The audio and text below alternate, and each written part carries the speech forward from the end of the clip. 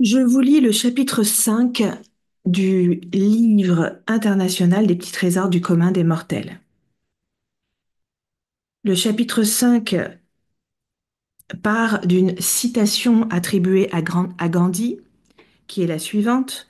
Soyez vous-même le changement que vous souhaitez voir s'opérer dans le monde. À partir de cette citation, j'ai posé la question suivante. Qu'avez-vous fait de votre propre initiative que les autres ne faisaient pas? Quels en furent les résultats?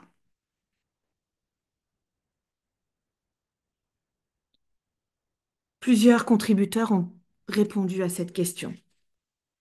Je commence avec Brian aux États-Unis et plus particulièrement en Californie. Pour moi, les paroles de Gandhi et la question sont en réalité deux sujets différents. J'ai toujours interprété le conseil de Gandhi comme étant de vivre une vie exemplaire. Si nous voyons le mensonge et la corruption autour de nous et les dégâts qu'ils causent, nous devrions vivre une vie d'intégrité et de vérité. Si nous constatons que le monde meurt à cause des déchets causés par la surconsommation et du changement climatique provoqué par la combustion de combustibles fossiles, nous devrions minimiser nos déchets et réduire notre empreinte carbone. Mais la question concerne davantage la créativité, la rupture avec les habitudes, l'exploration de nouveaux territoires. Cela peut avoir de nombreuses dimensions, tant au niveau individuel que collectif. Qui sont les autres? Je suppose que le terme les autres implique des gens qui ne sont pas créatifs, qui suivent les conventions, qui ne changent pas du chemin tracé devant eux dans l'exemple de leurs parents et de leurs voisins. Les autres pourraient constituer la grande et vague majorité qui ne sont pas des acteurs de l'actualité ou des réseaux sociaux, les plus calmes. Mais nous sommes et je suis tous les autres. En ce moment, j'aide à planifier la 55e réunion pour ma classe de lycée. En parcourant une base de données, je constate que 150 étudiants sur 412 vivent toujours dans la vallée agricole rurale où nous avons grandi. J'ai déménagé encore et encore, mais j'y ai moi aussi vécu pendant des décennies. Cela signifie-t-il qu'ils n'ont pas fait les choses que les autres faisaient? Dans notre livre de souvenirs de lycée, chacun d'eux a écrit sur ses projets. Les ont-ils accomplis? Pour ma part, j'ai essayé de vivre selon les paroles de Gandhi. Ne mentez pas, ne gaspillez pas, soyez respectueux et prenez soin de ce que vous possédez. Je n'ai jamais convoité d'argent ni acheté d'objets voyants. En ce qui concerne la créativité, j'ai décidé qu'il était bien plus satisfaisant de créer quelque chose que d'observer quelque chose. Lorsque je me suis enthousiasmée pour le cyclisme, j'ai décidé d'organiser et de promouvoir des courses cyclistes dans notre vallée. C'était un effort énorme. Cela ne serait pas arrivé si j'avais décidé que cela arriverait. Chose remarquable, j'ai pu mobiliser environ 40 bénévoles pour chaque événement que nous avons organisé pendant 14 ans. Je n'ai été une superstar dans rien de ce que j'ai fait, mais j'ai fait l'effort de vivre une vie vertueuse et de créer quelque chose qui n'aurait pas existé autrement. Je suis sûre que toutes les autres personnes, tous les autres ont des histoires similaires à raconter, dans des couleurs plus vives ou plus ternes, mais des histoires, intimement les leurs. Maintenant, on va en Tchéquie ou en République tchèque avec Alice, et c'est très très court. Si seulement j'en avais la force. Mais je suis. tellement lâche.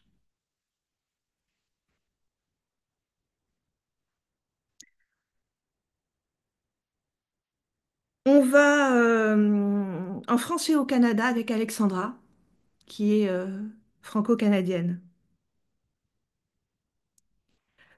Je rêvais d'être archéologue, mais mes professeurs doutaient de mes capacités. Face à ces doutes, ma mère me rappelait toujours que j'avais l'esprit de contradiction, qu'il était hors de question que je suive le chemin tout tracé par les autres. Un peu comme ces saumons qui, contre vents et marées, choisissent de remonter le courant. À travers les années, entre ce que je devais faire et ce que je rêvais de faire, j'ai développé une qualité que l'école ne nous enseigne pas, la résilience. Tandis que mon entourage suivait le courant, j'ai trouvé des astuces pour nager à contre-courant. Aujourd'hui, je me considère comme une archéologue moderne, explorant la vie des femmes pluriactives pour en recueillir les témoignages.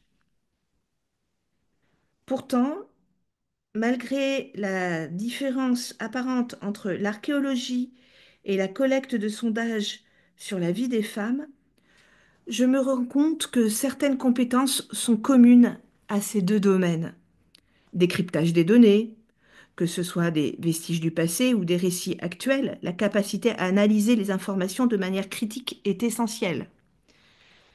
Talent de chercheuse, autant fouiller des sites archéologiques que mener des enquêtes sur la vie quotidienne des femmes demande une recherche approfondie. Compréhension des cultures, que l'on explore les civilisations anciennes ou les réalités contemporaines des femmes, une compréhension profonde de la culture est cruciale. Savoir communiquer, présenter des découvertes archéologiques ou partager les résultats d'une étude sur la vie des femmes requiert une excellente communication. Interpréter le contexte, interprétation du contexte, tout comme les archéologues interprètent le contexte historique, la collecte de sondages nécessite une compréhension approfondie du contexte social et culturel et des femmes étudiées. C'est ainsi que je découvre, jour après jour, que ma passion pour l'archéologie et la collecte de témoignages se complètent merveilleusement. On part à présent avec Leslie en Irlande. On a parfois du mal à imaginer que le monde pourrait s'effondrer. Je vis à 2 pas de l'océan Atlantique depuis 40 ans, dans un endroit très tranquille où tout semble immuable. Mais il y a eu le printemps où les sternes ne sont pas venus pour nicher dans leur colonie habituelle, à 800 mètres de chez nous. Pourquoi? Est-ce que leur nid avait été inondé par une marée trop haute l'année précédente? Notre maison a été menacée par une marée haute. On a vu la mer toucher le mur de la maison avant de commencer à reculer. Si nous, pourquoi pas les sternes? Heureusement, les sternes sont revenus le printemps suivant. Également inquiétant, c'était de voir, à la suite de cette marée haute, des centaines et des centaines de vers de terre morts sur la surface du sol, partout dans le jardin. Et puis, il y a les choses chez moi dont je n'ai pas aperçu la disparition jusqu'à ce qu'elles ne soient plus là. Pendant nos premiers hivers ici, les nuées de vanneaux huppés faisaient un spectacle magique aérien où, avec chaque tournant de leurs ailes, les couleurs dansaient et passaient du noir au blanc. Ils ne viennent plus. Au début, on avait balayé les soucis. On se disait que la tempête avait été le résultat d'un concours de circonstances qui se produit seulement une fois dans une génération. Cependant, avec les années, on a vu une intensification de tempêtes violentes. Tout ce qui se passe ici nous a fait prendre conscience de notre fragilité personnelle à propos de la maison dans laquelle nous habitons. et de la fragilité de la nature qui nous entoure. Mais vous vous demandez où je vais avec tous ces oiseaux et ces invertébrés qui ne sont plus là. Rien à voir avec la citation, vous vous direz peut-être. Mais si, il y a 2 ans, les reportages sur l'état de la planète étaient si terrifiants et je me sentais tellement impuissante. Que faire? J'ai regardé le champ mal entretenu qui nous appartient, plein d'herbes rudes qui poussaient si fort que rien d'autre ne pouvait survivre. Je savais que sous la terre, les graines de fleurs sauvages attendaient l'occasion d'émerger. Elles avaient seulement besoin de lumière et d'avoir moins la concurrence de l'herbe. Je savais également que les abeilles et plein d'autres bestioles étaient moins nombreuses. Donc j'ai décidé d'emblée de restaurer cette petite parcelle assez rocheuse. Je me disais que ce serait une chose positive à faire pour la biodiversité. Réduire la fertilité de l'herbe, couper et ratisser ce qu'on a coupé 2 fois par an, ce sont les instructions. Facile à lire, mais plus difficile à faire, avec une petite débroussailleuse à roues et un râteau. Mais on a réussi jusqu'ici, et il faut l'avouer que 2 ans plus tard, le changement est bien visible, même s'il faudra 5 ans avant d'avoir un champ dans lequel les fleurs sauvages deviennent vraiment prolifiques et diverses. La plupart du temps, on nous conseille de réduire, de réutiliser, de ne pas faire ceci ou cela.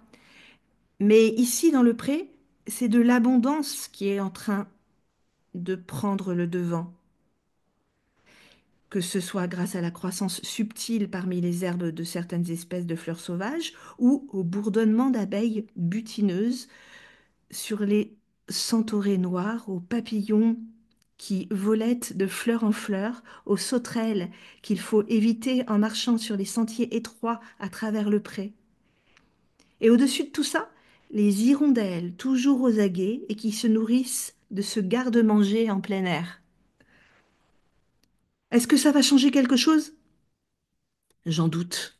Surtout après cet été dans lequel, au lieu des nuits où l'aube douce et pâle en attendant son heure semble toute la nuit errer au bas du ciel, comme dit Victor Hugo dans ses Nuits de juin, on a vu les nuits et les petits matins exploser dans une vaste boule de feu et la chaleur grimper au niveau épouvantable partout dans le monde.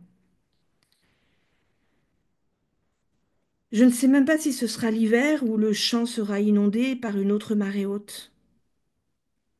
Néanmoins, je me sens faire partie d'un changement grandissant où de plus en plus de gens sont devenus conscients de ce qu'on peut faire par nos actions individuelles pour restaurer nos habitats perdus.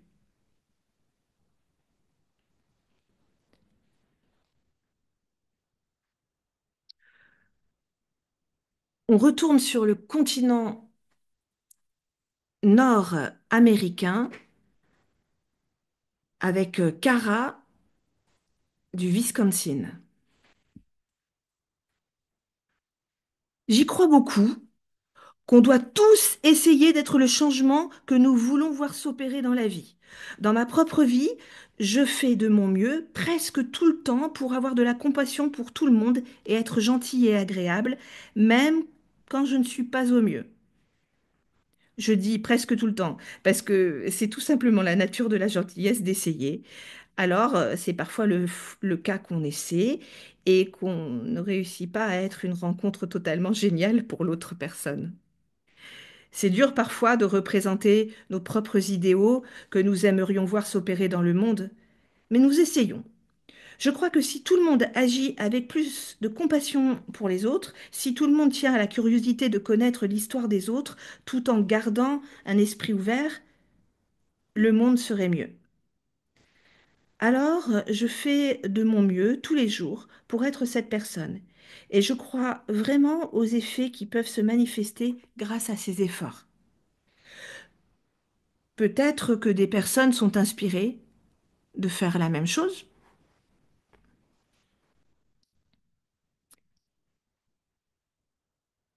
Nous allons à présent en Europe, en France, avec Sylviane. Comme je l'ai dit précédemment, j'ai fait un travail sur moi et bien entendu avec l'aide de professionnels. Je suis devenue actrice de ma vie et j'essaie de ne pas me faire d'illusions. Quoique rêver positivement à sa vie ne fait pas de mal, en prônant le juste milieu. J'explore mes émotions, qu'elles soient positives ou négatives, en les rattachant à un événement marquant du passé. Je les revis avec le plus de détails sensoriels possible et surtout, je les écris, je les mets en mots.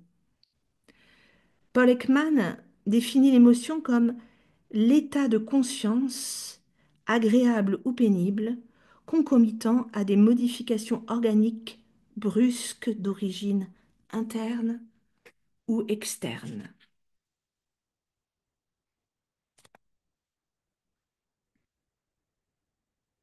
Nous allons maintenant avec Bill de l'État de Virginie aux États-Unis. Quand j'étais chef d'opération pour une petite société située en Arizona, j'ai tenté de changer la culture et la morale de mes collègues. Le propriétaire de notre société était un milliardaire en Allemagne et pendant quelques années, il nous a donné des investissements pour le développement de notre technologie. Après quelque temps, notre propriétaire a demandé des comptes et des profits suffisants pour justifier ses investissements. Le problème pour nous était la morale et l'attitude de mes collègues. Après plusieurs années de soutien financier, les managers sont devenus un peu passifs et ils n'avaient aucun désir de commercialiser notre technologie. En effet, ils refusaient de réagir aux demandes de notre propriétaire. Après une réunion en Allemagne avec le propriétaire, je commençais à établir de nouveaux objectifs et un calendrier pour introduire notre technologie dans le marché. Malheureusement, mes collègues me sabotaient parce qu'ils préféraient un autre manager plus accommodant. Après quelques mois, avec des résultats insuffisants et beaucoup de friction parmi le personnel, j'ai été renvoyée. La leçon? Ne jamais sous-estimer la politique au boulot. Et on finit ce chapitre 5 avec Zineb, en France. J'ai parcouru des livres, des théories, des thérapies pour être la meilleure personne qui soit, la meilleure version de moi-même, dit-on. À part m'épuiser et chercher encore, je me suis un jour regardée dans le miroir et me suis dit, ce même reflet est renvoyé à l'extérieur. Si tu n'es pas authentique avec toi et tu cherches à t'aimer à condition de, tu demanderas aussi à l'autre et tu aimeras l'autre à condition qu'il soit... Tu es parfaite avec tes zones d'ombre, tes zones de lumière, avec tes qualités, tes défauts, avec ton physique, ta structure, etc. Cela fait de toi un être unique comme tous les êtres humains sur cette terre. Pourquoi vouloir répondre à un concept pour commencer à s'aimer? Je m'aime inconditionnellement. C'est cette part que je peux offrir à l'autre pour qu'à son tour il puisse exister avec sa différence et sa singularité. De là commence le partage. Ce qui fait la beauté de l'arc-en-ciel, c'est la palette de couleurs qu'il offre.